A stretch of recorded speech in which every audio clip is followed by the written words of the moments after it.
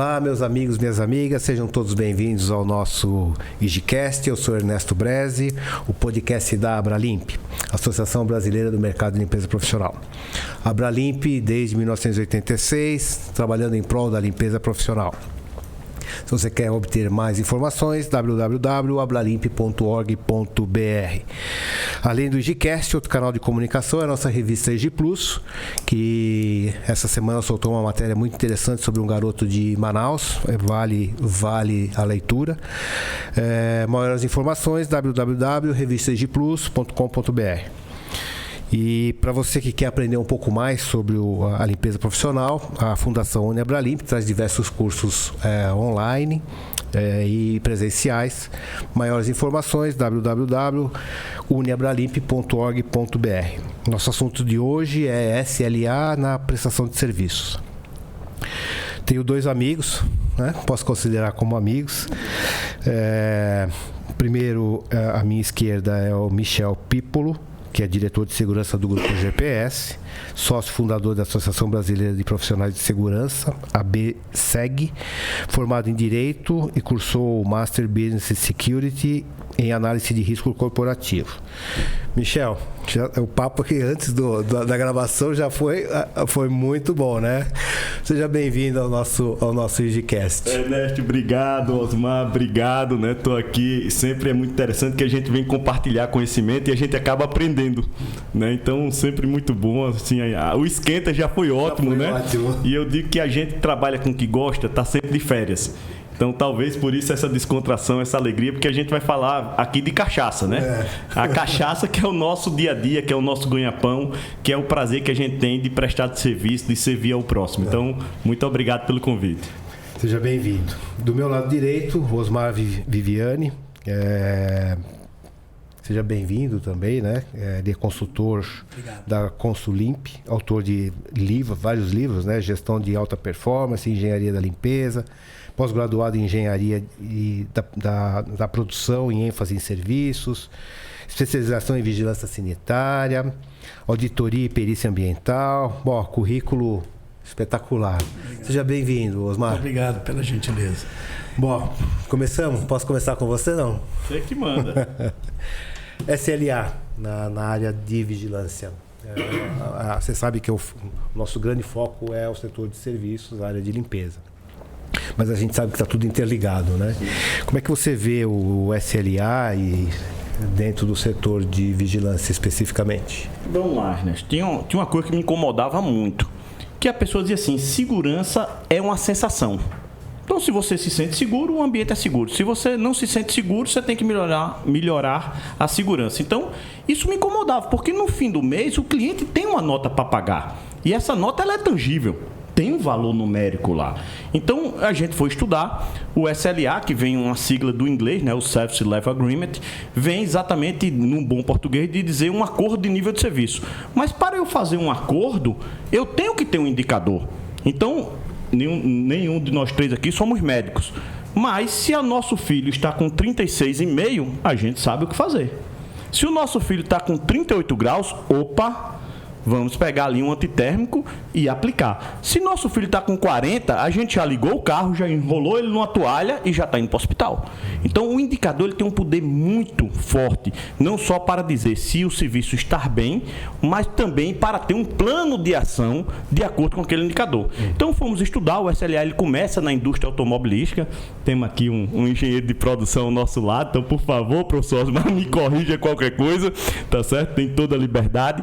Então, começa na indústria automobilística e depois na parte de serviço, quem primeiro se apropria desses conceitos é a turma de TI. Porque é um serviço muito próximo do engenharia. Acho que foi o primeiro SLA saiu na parte de TI, não foi? De serviço, sim, mas ele nasce na indústria automobilística, porque começa o processo de produção sobre just time, e aí se começa a criar acordos muito, muito rígidos, muito apertados na entrega do produto na linha de produção. E depois migra para a área de serviço, e aí sim, você está correto, a área de TI é a primeira a trazer isso aí. Então, eu gosto muito do finado comandante Rolim, né? Fundador da TAM, hoje Latam, que diria: quando você não tem capacidade de criar, você tem que ter coragem de copiar. Então fomos lá, traduzimos livros, porque não tinha em português. Então fomos no exterior, compramos bibliografia, estudamos e trouxemos essa aplicação para o mercado de serviço como um todo. Né? Eu, por ser especialista em segurança, apliquei em segurança. Lá na empresa tem uma outra colega, que é Ediline Siena, aproveitar aqui para deixar um abraço para ela, que também na época a gente começou a estudar junto e ela começou a aplicar no serviço de limpeza. Então o SLA ele serve para qualquer tipo de serviço. Legal. Como é que é a sua experiência com SLA na área de limpeza, Osmar? Nós começamos com esse trabalho do SLA em 2012. E, inclusive, ministramos esses treinamentos na própria Abralimp. Quando a gente começou essa história, foi porque alguns clientes nossos, consumidores finais, que a gente não atende só empresas de serviço, a gente atende também um tomador de serviço. Muitos nos contratam para gerenciarmos a operação. E nós começamos a perceber uma lacuna muito grande onde se exigia qualidade, principalmente nas indústrias de alimentos, em laboratórios farmacêuticos e tudo mais, onde aquilo é cobrado. Então não adianta você ter um SLA, um critério de produção ou de processos que te dê a nomenclatura de tudo aquilo, se você não tiver o que precisa na legislação da Anvisa. Poxa, se eu faço aqui uma avaliação de processos toda semana, mas lá exige que você tenha registros da higienização de um mês, o que adianta eu ter por uma semana? Eu preciso me adequar a isso. Igual na vigilância, mesma coisa. Só que a nossa experiência diz o seguinte: hoje nós temos percebido muita fuga de qualidade técnica na higienização por falta única e exclusiva da especialização, Ernesto. Percebo muito isso. Assunto importantíssimo, relevante e prioritário. Você acha que o próprio tomador ele está preparado, assim, preparado no sentido positivo, né? Está preparado para tomar o serviço? Olha, a gente como consultor, e eu não posso me furtar da sinceridade, ainda mais aqui, mas eu tenho muitas ressalvas com vários tomadores que querem contratar preço e te exigem a mágica. Você vê na época de pandemia, por exemplo, que muita gente colocou mais da metade dos seus colaboradores em home e não queriam queriam fazer cortar contratos. E a gente, na higienização, tivemos um problema sério, porque a própria Anvisa solicitava que a higienização fosse feita 3, 4, 5, 6 vezes mais. E as ordens vinham para a gente reduzir mão de obra, quando a gente precisava fazer um trabalho muito maior, porque a ordem era matar o vírus. Então é difícil você explicar para um tomador que só olha cifrão. É diferente um pouco na hora que você vê a vigilância, que você falou em vigilância, você fala: olha, eu estou uma carência ali, criou um ponto vulnerável. Na hora eles falam: onde é que eu assino? Põe gente aí. Põe uma câmera, põe qualquer coisa. E na higienização vem aquela teoria doméstica. Nossa, você quer pôr mais um? Eu ia tirar um. Que aí fala tudo no diminutivo. Aqui é só passar um paninho, é só tirar um pozinho e a gente fica... Tá tudo limpinho. Tá tudo limpinho. Exatamente. Você sabe muito bem. Isso aí. É interessante até desmistificar aqui. O SLA, ele é uma ferramenta de melhoria contínua. Ele não é, tá certo, uma ferramenta de punição. Até porque, para ter a punição, tem que ter a bonificação. Então, o que há num processo, muitas vezes, de tradução ou num processo desvirtuado, tá certo? Trazer o vício para a relação. E o vício que existe, muitas vezes, por algumas pessoas despreparadas, é achar que o SLA é uma ferramenta de punição. Eu não sei como te cobrar, eu vou criar um SLA para te cobrar com especificidade e te punir. Ok, esse é um lado da moeda. Mas a gente tem um outro lado da moeda, senão não seria uma moeda, que é exatamente a questão da melhoria contínua, da gente ter uma transparência do que você está contratando, do que eu estou te entregando e como eu estou entregando esse serviço. A partir da hora que a gente tem um nível de serviço, lógico que no próximo mês nós somos seres humanos. A gente é, por natureza, insatisfeito. Então, se eu te entreguei 90, eu acabei de vir de uma reunião na Colgate. estava numa reunião de SLA antes de vir para cá. Então, lá está 90, é o segundo mês nosso, os 3 primeiros meses a gente acertou de fazer uma medição experimental. Sim. Primeiro mês foi 67%, segundo mês agora já foi 91,5%. Nossa, excelente. É excelente, mas já fruto de trabalho, uma equipe treinada, mas o cliente quer 100. Então, ele já deu o desafio. Cara, qual será o nosso desafio no terceiro mês antes de começar a rodar? Será que a gente consegue chegar em 98? É a natureza humana. Então, o SLA, ele é sim uma ferramenta, ele é um instrumento de um bom ciclo de PDCA. Se eu tenho um bom ciclo de melhoria contínua, o SLA seria, na brincadeira aqui que eu fiz na introdução, o nosso termômetro. Ele vai aferir ali a temperatura. Agora, eu preciso ir dormir e descansar para o meu próximo dia? Eu preciso aplicar um antitérmico e ficar monitorando? Ou eu preciso ir para o pronto-socorro? É a temperatura que vai definir. Então, é muito importante a gente ter um SLA para a gente poder ter um processo de melhoria contínua. Mas também a gente tem uma variação na higienização em decorrência disso, Michel, que é o departamento comercial. O departamento comercial, nas empresas de vigilância, ele vende em cima de um foco legal de formação e tudo mais. Na higienização, é meio que goela abaixo. O pessoal chega, está ali o contrato, pega, põe embaixo do braço e fala, ele tem esse SLA para cumprir, e bota um problema desse tamanho no colo de um pessoal que é mágico, chamado operacional. E o operacional, pela mania que tem de ser mágico, então se precisa de 100 pessoas, vendem-se 80, põe no colo da operação, a operação se mata, reclama, xinga, briga, esbraveja, resolve com 80. No próximo, em vez de 100, já vão vender com 70.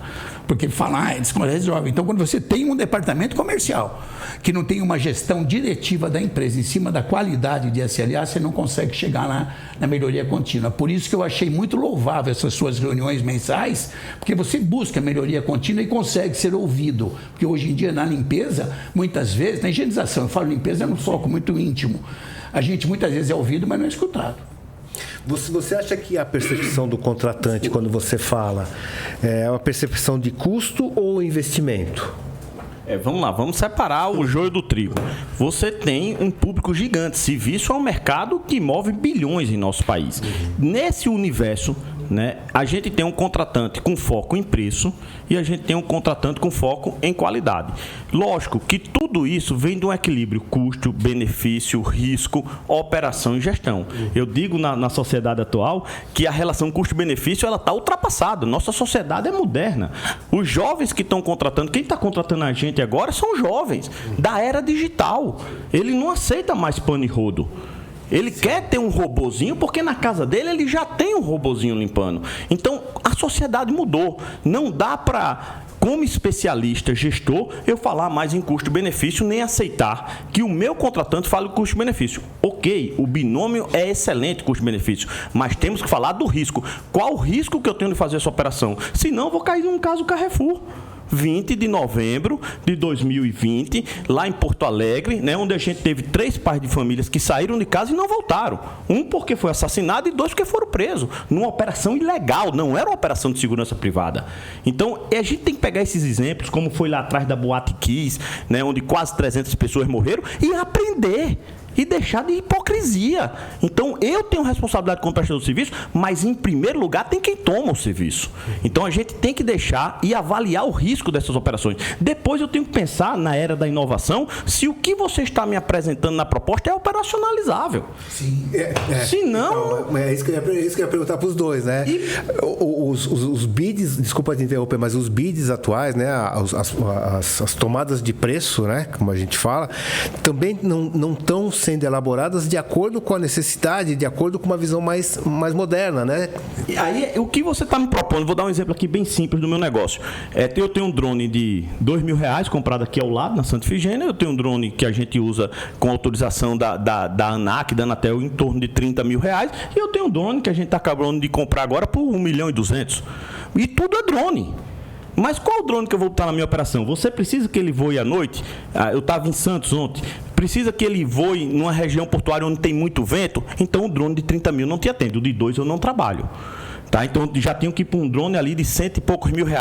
Lógico que meu preço vai ser diferente. Claro. Mas o que eu estou propondo, eu consigo operacionalizar. E depois vem o último item da minha equação, com 5 elementos, que é a gestão. Que aí é onde entra o SLA e o SLM. Porque o SLA ele é uma foto, ele é estático. Eu desenhei aqui, contratei o consultor Osmar, né, para ser o equilíbrio entre o meu lado e o do contratante. É importantíssima a figura do consultor nesse momento de fazer um SLA, principalmente quem nunca fez, para achar esse equilíbrio, porque o SLA ele tem que ser feito no mínimo a 4 mãos. Quando eu digo 4 mãos é contratante e contratado, prestador de serviço e tomador de serviço. Então o consultor ele tem um papel muito bacana nesse equilíbrio, principalmente quando as partes estão fazendo pela primeira vez, para que a gente ache esse caminho de desenvolvimento. Sendo que o SLA ele é uma foto, ele é estático. Sim. Eu preciso ter o Service Level Management, eu preciso fazer o gerenciador desse nível de serviço para que eu consiga rodar o PDCA. Eles estão diretamente ligados. Um não existe sem o outro. O SLM só existe com o SLA. E o SLA que nasce sem um SLM, ele nasce morto. Por quê? Vou lhe dar um exemplo. Eu tenho que manter a surgividade. É esse nome, professor? Surgividade? Surgividade é como é que eu mediria, por exemplo, uma área, um pH? Sujidade. Desculpa a ignorância. Eu tenho que manter a sujidade desse ambiente. Então a gente cria um acordo. Se eu só for medir isso agora, dia 6, o mês já passou. Eu tenho que ir medindo aquilo ao longo do mês. Para quê? Para que quando acabe o mês, eu tenha condição de interferir no processo. Se eu não fizer essa interferência, se eu não tiver um sistema que tenha capacidade de fazer essa interferência, sabe o que vai acontecer comigo no próximo mês? Pau, penalidade, porrada. Porque eu não entreguei o que o cliente queria. Mas até o índice de medição e a frequência dele, por exemplo, você mencionou a área portuária aí. Existe uma legislação que era na área de vigilância, acho que é 100, 90 dias, alguma coisa, você tem que manter os registros. Não adianta você ter um equipamento maravilhoso que vai te marcar 30 dias. Não é verdade? Exato. E a gente vê isso na área de alimentos, na área de laboratórios, área hospitalar, onde você tem que tirar todo dia essa medida, porque você faz uma limpeza errada numa área hospitalar, que é uma higienização hospitalar. Me desculpe, eu uso muito o termo limpeza, mas é higienização. Antigamente era limpeza antes da Covid, agora virou higienização, porque agora junta a limpeza mais desinfecção, esse binômio que forma a nossa necessidade. E a gente percebe uma coisa: se você fizer errado, você mata a gente. E nós... Literalmente. Muito mais, às vezes, numa indústria de alimentos do que no próprio hospital. No hospital você consegue segurar uma infecção, qualquer coisa. Não é saudável nem financeiramente. Sim. Alguém sai do hospital com uma infecção, volta dali até 9 dias, pode retornar. Ele custa 60 vezes o tratamento inicial para sarar aquela infecção. Então, quanto custa isso? Que muitas vezes foi em decorrência de você ver um uso errado de equipamento, produto e até operação. Eu sempre acho que se a gente tiver uma forma de mensurar isso com muito menos tempo e não esperar os 30 dias é só para você gerar bônus ou ônus, mas para gerar providência tem que ser muito mais imediato. Muito mais. E só com o SLM, a gente quando começou isso lá em 2008, 2010 na empresa, era o velho Excel, não tinha como, né? A gente era via planilha. Hoje existem alguns softwares no mercado, no caso do Grupo GPS a gente desenvolve, inclusive estamos investindo mais de 200 milhões, 2 milhões num software esse ano, para ter, né, um sistema mais moderno. Então a gente vem aperfeiçoando, então a gente parou tudo que a gente tinha, vamos construir aqui um mais moderno que consiga falar com o IoT. Então o IoT ele é uma necessidade. Porque eu tenho que fazer a higienização daquele banheiro 6 vezes por dia?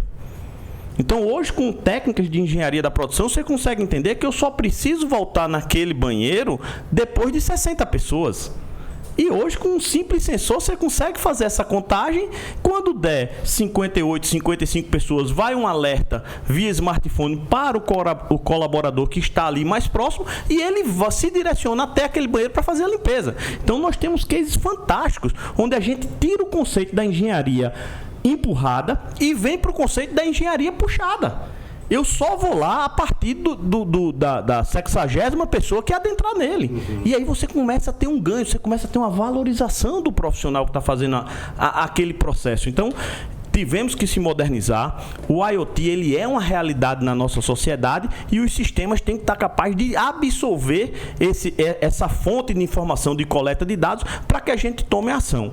Então, é fundamental.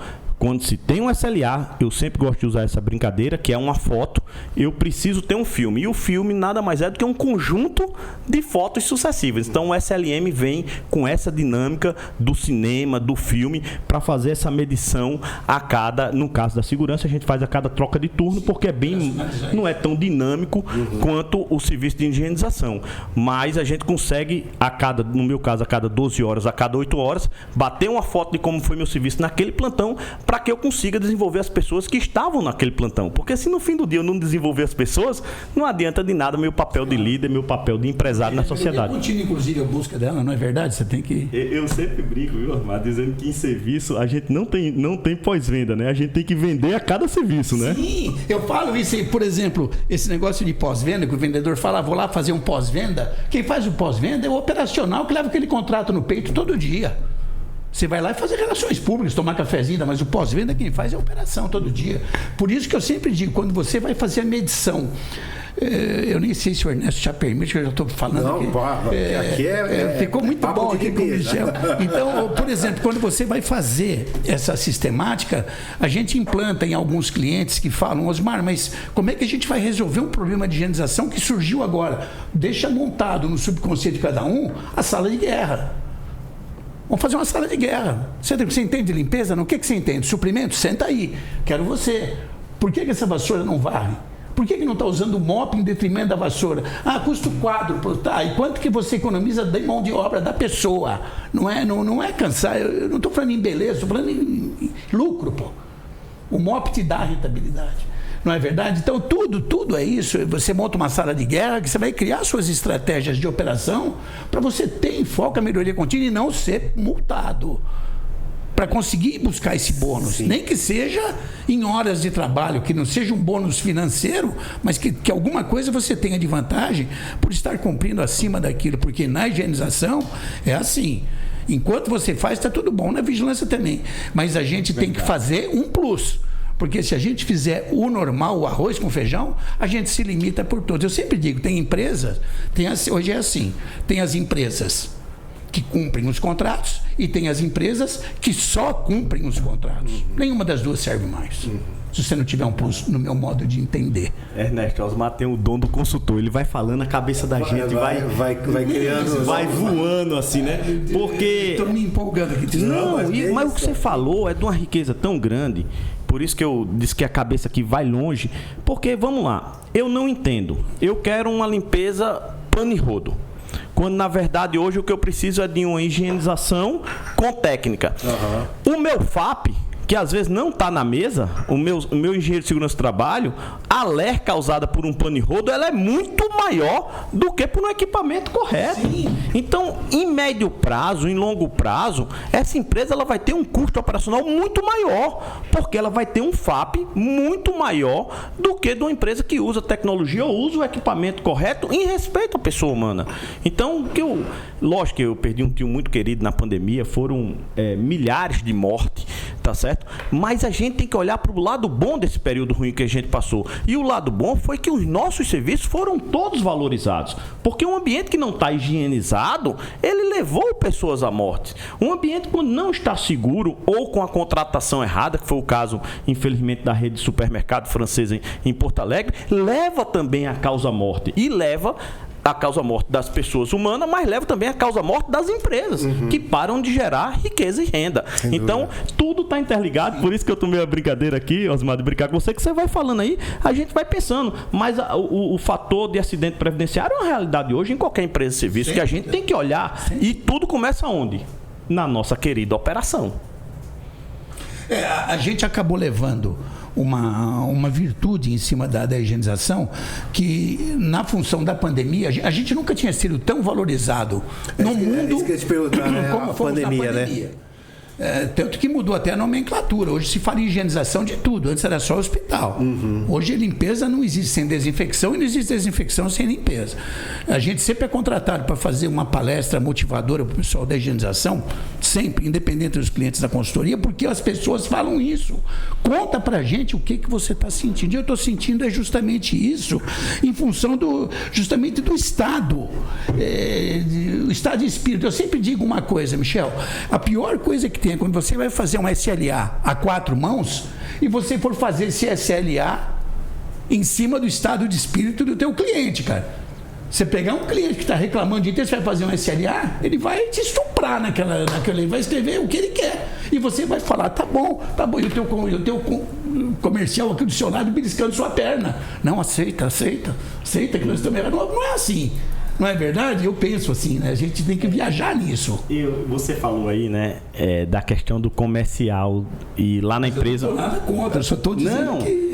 Esse problema existe. Eu só queria compartilhar aqui como a gente solucionou isso lá no grupo GPS. Então, a gente sofre bastante com a postura da gente, mas ao longo, né, eu estou na empresa há 17 anos, ao longo desses 17 anos vem dando resultado. O comercial não recebe comissão no grupo GPS. Ele recebe no fim do ano a participação dos lucros e resultados dele sobre o EBITDA do contrato. Então não tem, eu tenho aqui um contrato, vou vender, vou ganhar minha comissão. Não, a responsabilidade ela é ao longo do ano todo. É quanto aquele contrato deu de EBITDA, quanto aquele contrato deu de lucro operacional. Porque se eu vendo um contrato, com o exemplo que você deu, que precisaria ter 100 pessoas, eu vendo por 80 para bater minha meta para fechar o contrato. Esse contrato vai dar prejuízo. Quanto custou para você cumprir isso? Então, se der prejuízo, o comercial vai receber quanto? Quanto é a participação de lucro de zero? É zero. O prejuízo eu não posso partilhar, mas o lucro eu posso partilhar. Então ninguém lá na empresa quer um contrato que não dê rentabilidade. Sei que talvez a gente pense um pouco diferente, nós não temos contratos públicos, não temos foco na área pública, a gente vai exatamente em busca, Ernesto, do que você falou, do cliente que busca qualidade.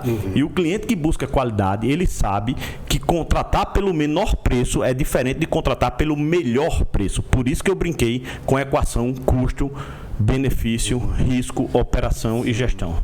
Eu tive uma oportunidade há uns anos atrás, quando mudou a metragem para 1.200 metros quadrados. Lembra dessa fase ou não é da tua área isso? Não. A limpeza veio de 600 para 800 metros quadrados dia por pessoa, passou para 1.200.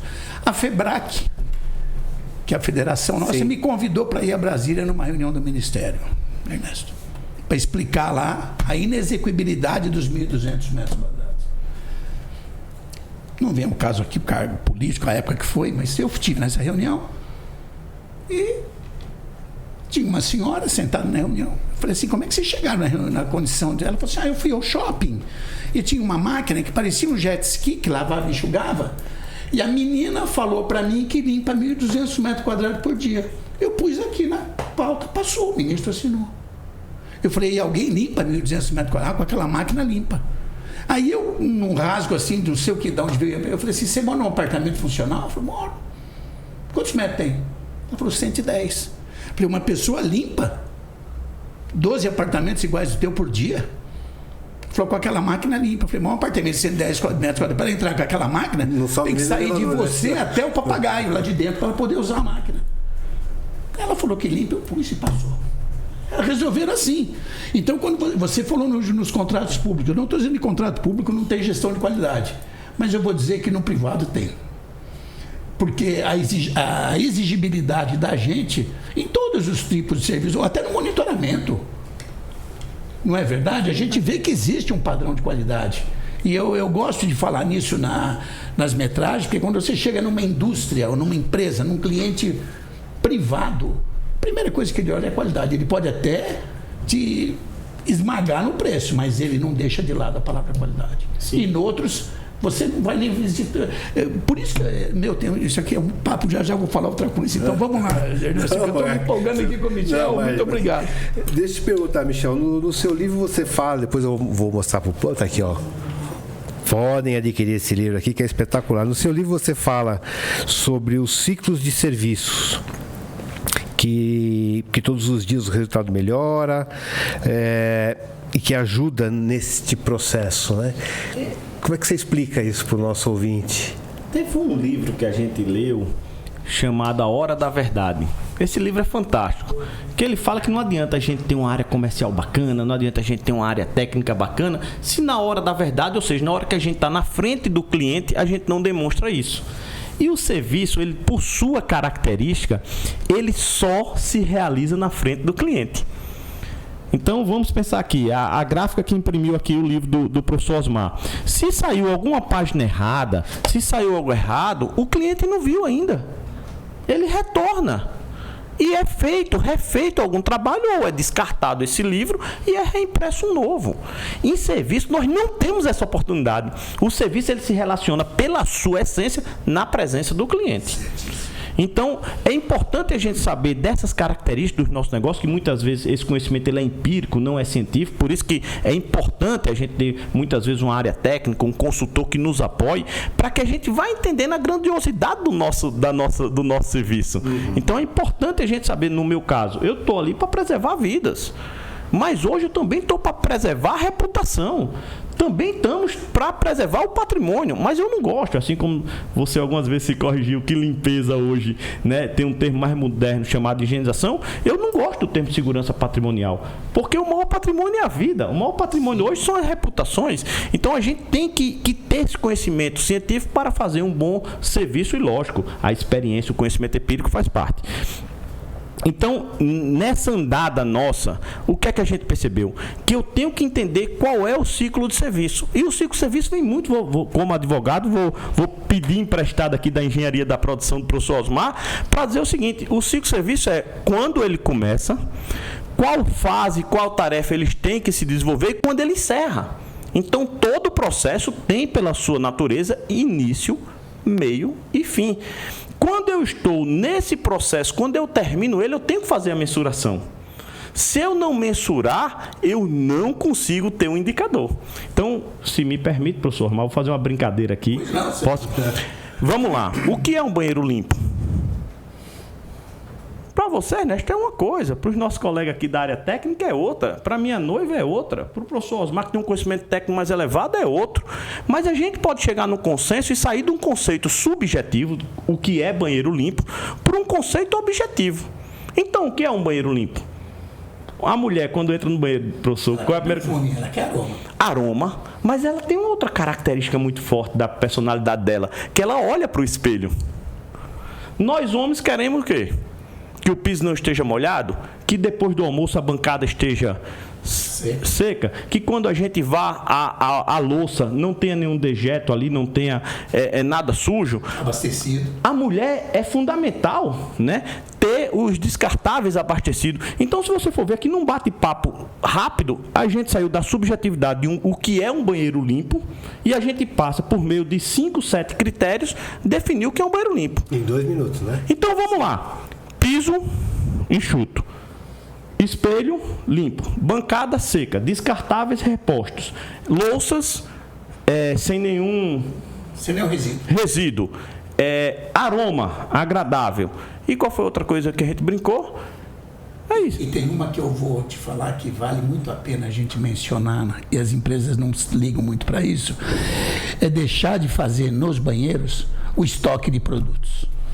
Arrumação, a gente pode dizer. Não, tem gente que guarda tudo lá, aquele monte de balde dentro do banheiro, coisa, pano pendurado, secando, sabe? Coisas totalmente. Vamos chamar esse indicador de 5S. 5S. Sim, então, você vê que espelhos sem marcas, pô. Sim. Espelho, o pessoal abre uma pia que está pingando, respinga no espelho e ninguém vê essa. Então, você vê que com 7 KPIs, a gente definiu uma coisa chamada banheiro limpo. Quando a gente define isso aqui no nosso SLA, a gente tangibilizou o que é para o nosso grupo aqui um banheiro limpo. Sim. São 7 critérios. Quando a gente vai para o auxiliar de limpeza e coloca no checklist dele que ele tem que olhar esses 7 itens, fica muito mais fácil. Claro. Porque ele sabe exatamente o que o cliente deseja que ele faça no banheiro. Então, se ele foi lá e está vazando porque tem ali um vazamento, é um problema de manutenção e não de limpeza, mas tem que comunicar. Então, com essas ferramentas hoje modernas, né, do IoT, da tecnologia, da capacidade que a gente tem de colocar informação no smartphone, o QR Code, a gente consegue fazer toda uma mensuração de produtividade. E o profissional começa a ser mais valorizado, porque ele não vai fazer o retrabalho, ele vai entrar no banheiro, ele vai olhar esses 7 indicadores, fazer o checklist dele, então... O espelho está sem nenhum respingo, né? A gente poderia até colocar uma 8ª atividade aqui, KPIs, que é se tem algum problema de manutenção, né? Porque às vezes tem um entupimento, tem algo que impacta diretamente na qualidade percebida pelo cliente, que é o que eu chamo da hora da verdade. Então, o ciclo de serviço é isso, é a gente entender o início do serviço, o meio e o fim, e nesse fim, a gente, por meio dos KPIs definidos, a gente fazer a aferição.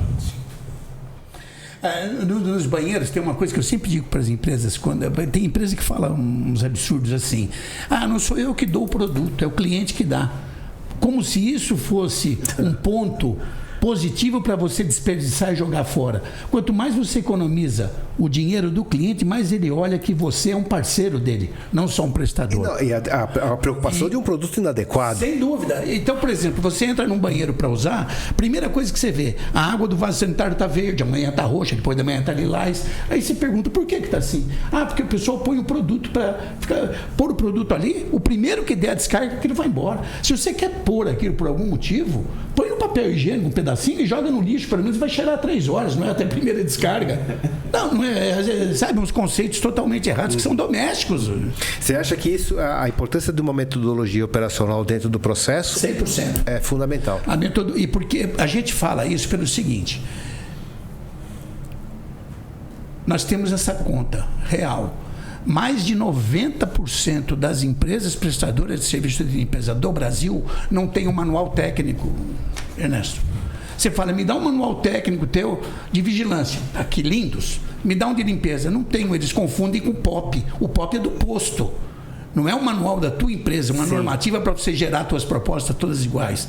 Quando a gente pega as encomendas de fazer manual, depois da pandemia até isso aumentou muito, nós somos um grupo de pessoas trabalhando na Consulimp, a gente ficou bobo de ver como as pessoas pedem um manual técnico e falam, pô, você não tem isso pronto? Não, eu vou te mandar um questionário, você vai responder, eu vou fazer um para você.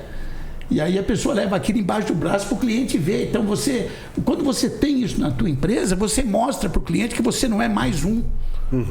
Se você tiver essa aferição e você bate muito bem nessa tecla, o Michel nem fala, porque o Michel é especialista, fez um livro de medição disso, de como fazer, a gente se sente muito bem de ver isso na área de serviços, porque isso tende a aumentar o leque. Tende a aumentar o leque. Olha, eu assim, um pouco que eu conheço, né? Produtividade, né? Acerto na mão de obra, trazer a cultura para os funcionários, né? Tudo isso colabora no sentido de que você cada vez mais está sendo produtivo, está sendo assertivo. No podcast anterior, eu vou fazer uma propaganda já para o pessoal assistir o podcast que nós fizemos sobre software. A gente fala muito disso, né? A mão de obra vinculada a um sistema de gestão. Porque quanto mais informação eu tenho, mais decisão assertiva eu tenho a ser tomada. Você fala no seu livro 5 gaps. Sim.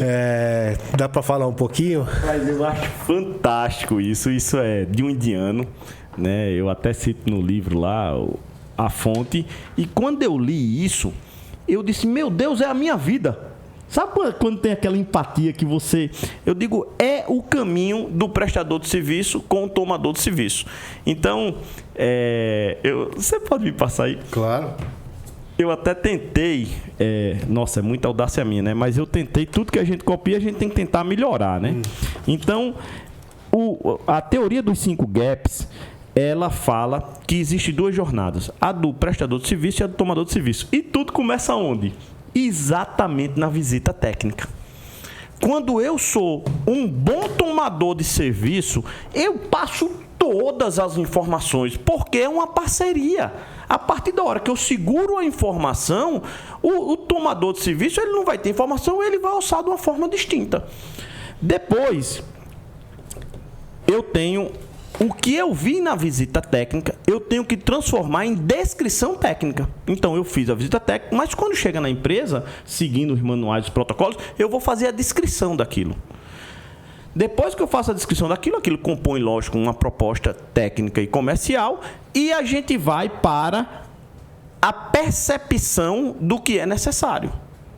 Nessa percepção do que é necessário, eu vou para a prestação de serviço. Então, e do outro lado, eu tenho uma outra jornada que se encontra na prestação de serviço efetivamente, que é a jornada do cliente. O cliente, quando ele vai fazer uma tomada de preço ou uma tomada de serviço, ele já tem uma expectativa. Ele tem um conhecimento acumulado anterior. E nessa expectativa, ele tem uma percepção do que ele vai receber. E essa percepção acontece no momento da verdade, quando ele vê o serviço sendo executado. Então, onde é que acontecem esses 5 gaps? O primeiro gap acontece entre a visita técnica e a percepção de quem vai fazer o projeto.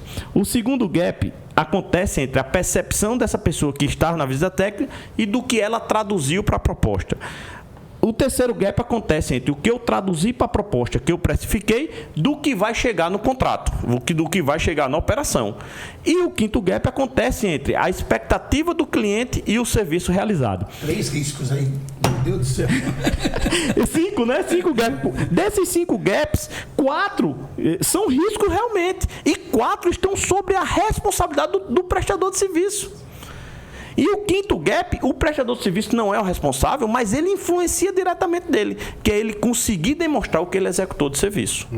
Então, eu brinco aqui com os meus colegas que o cliente acaba, né, virando amigo depois de um tempo, e eu brinco com meus amigos e clientes que são tomadores de serviço, dizendo, é mais difícil ser prestador de serviço ou tomador de serviço?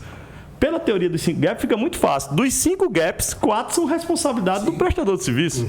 E 1 é responsabilidade do tomador de serviço. Então, a teoria dos 5 gaps, quando eu li, eu me apaixonei. E ela fala exatamente disso, do caminho que a gente, lógico, segue. De um lado, tomador de serviço, do outro lado, prestador de serviço, mas que se une numa coisa chamada momento da verdade, que é a nossa operação do dia a dia. Então, eu vou tentar dar um exemplo bem simples. Eu percebi que lá na fábrica do seu Osmar, eu preciso fazer uma ronda perimetral. Ele falou também que precisa de um veículo. Eu fui lá, visitei, vi que o terreno é esburacado, vi que no período de chuva faz poças, tudo. Quando eu voltei para a empresa, eu disse assim, lá para a proposta do seu Osmar tem que ter um veículo. A pessoa de custo foi lá e eu sou um veículo, fazer propaganda aqui do cliente, um Fiat, né? E nesse Fiat 4x2. Quando chegou para a operação Fiat 4x2, ele não consegue fazer a Honda, porque precisaria ser um Toro 4x4. Quando o cliente vai na operação e vê que a gente não está fazendo a ronda perimetral porque o veículo especificado não era o adequado, vai gerar uma insatisfação. Vou dar mais além. Fomos lá na fábrica do Osmar, especificamos o veículo correto, que tinha que ser 4x4, mas quando chegou no contrato, não foi o cartão combustível. E o veículo está no contrato, é o veículo certo, mas não está sendo feita a ronda perimetral porque não tem combustível no carro. São realidades, infelizmente, que acontecem em todos os contratos pelo Brasil. Quando eu vi isso tudo e vi a teoria, eu digo, meu Deus, a teoria dos 5 gaps é o meu dia a dia. Então, como eu faço para me prevenir, para treinar minhas equipes, né, para que a gente não caia nesses 5 erros que são comuns? Michel, e o quinto gap? Como você interfere na percepção do cliente? Tendo relatórios sistemáticos de SLA. Quando eu tenho uma reunião de SLA e trato com ele os indicadores, então vamos dizer que o seu Osmar tinha uma meta de eu fazer 2 rondas por dia. Ou por plantão. Meu plantão geralmente são 12%, 6 são 4. No fim do mês, os números são absurdos. Eu tenho que entregar para ele 120 rondas. 120 inspeções. Se cada ronda dessa tem 10 pontos, 10 checkpoints, a gente já está falando de 1.200 checkpoints. Olha que loucura, os dados vão crescendo numa velocidade gigante. Por isso que a necessidade, que você bem frisou, de ter um software para isso. Então, se eu chego lá, pactuei com o seu Osmar, fazer 1.200 checkpoints, e eu só entreguei 1.100, a gente vai ter que melhorar ou reavaliar. Será que não está apertado? Será que a gente não quis demais do fornecedor? Então, a forma que eu tenho de influenciar a expectativa e a percepção do seu Osmar ao me contratar um serviço de segurança é mostrando o relatório da SLA e pactuando com ele, ou porque eu não consegui atingir, ou se tem aquele indicador realmente está com a régua muito alta. Osmar, o Michel falou, ele começou com um termo aqui que é a visita técnica. Quantas vezes você for fazer uma visita técnica de uma área de 200, 300 mil metros quadrados, está exagerando bastante, e você tinha 10 minutos para olhar aquilo, né? Avaliar, sair de lá com a pastinha debaixo do braço, agora com os celulares debaixo do braço, para fazer uma proposta.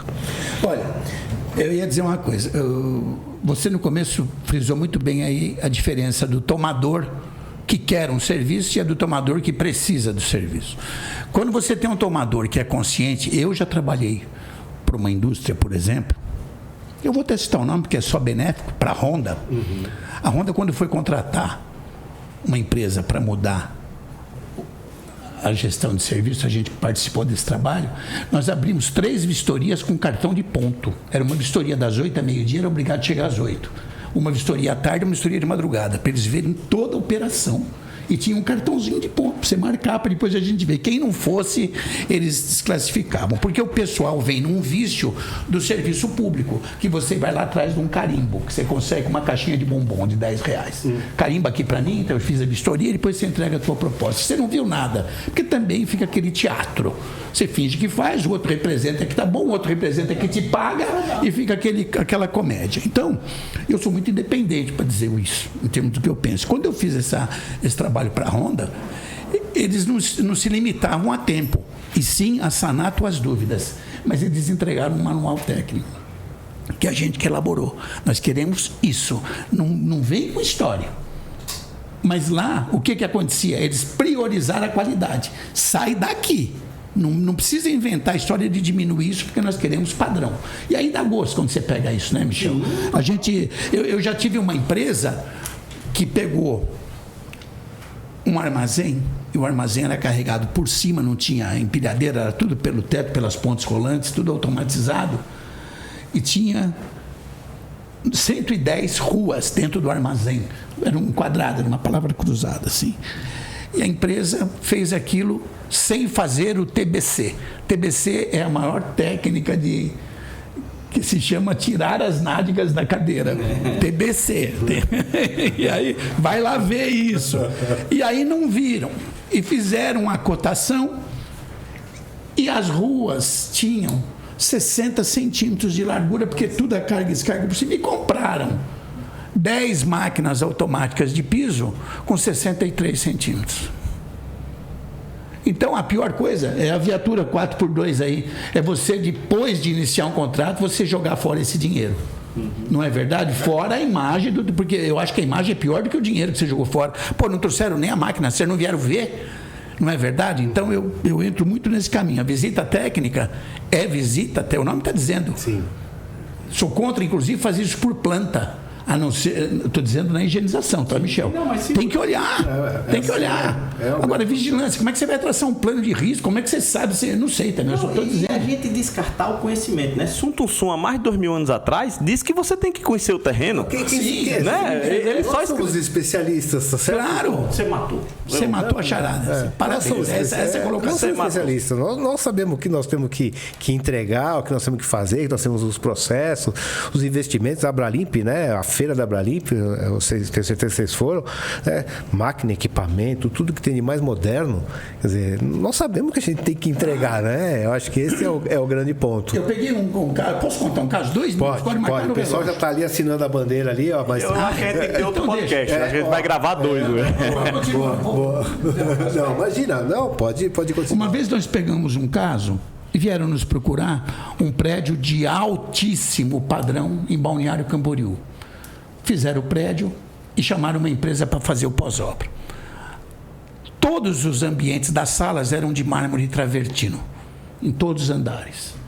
Eles contrataram uma empresa para fazer a limpeza, a higienização pós-obra. Até um dos cursos que eu dou na Abralimp. E dono da empresa falou assim, eu tenho só alocação, você compra o produto. O engenheiro falou, tá bom. O engenheiro saiu, foi numa loja de produtos de limpeza, comprou 50 bombonas de limpa-pedra base ácido. A limpadora botou aquilo de molho na sexta-feira para chegar na segunda e limpar tudo. Ele falou do protocolo TBC e eu já estou imaginando aqui o protocolo VDM, né? Boiei nessa. Vai dar merda. Muito legal. E aí, VDM é bom. aquilo ficou um horror. Perfurações no mármore travertino. Tá bom, aquilo acabou numa audiência, porque não dava para tirar todo aquele mármore. Chamaram uma empresa para polir o mármore com disco de diamante. Ficou uma fortuna, mas ficou muito menor o risco do custo do que arrancar tudo. Foi para a justiça.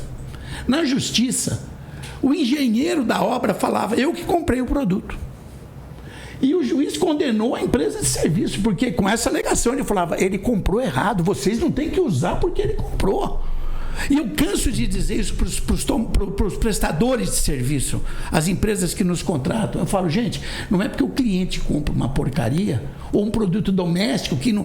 Tem produto doméstico que não mata uma bactéria, Michel. Tem produto doméstico que vem de mercado que você tem que fechar bem o frasco assim e acertar a cabeça da bactéria na hora que ela passa, porque aí mata, senão não vai matar por força química. Então é umas coisas que a gente fica voando quando vê essa parceria.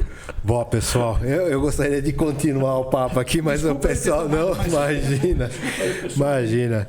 Bom, queria agradecer muito aí o Michel por ter vindo, é um prazer muito grande. Vamos ver se a gente consegue fazer a parte 2. A satisfação é minha, ainda mais aprendendo aqui uma aula de como matar bactéria. Eu sabia como matar gente, mas bactéria eu aprendi hoje aqui. Bom, muito obrigado em nome do Ricardo aí pelo nosso presidente. Osmar, prazer em revê-lo, né? Fazia tempo que a gente não se via.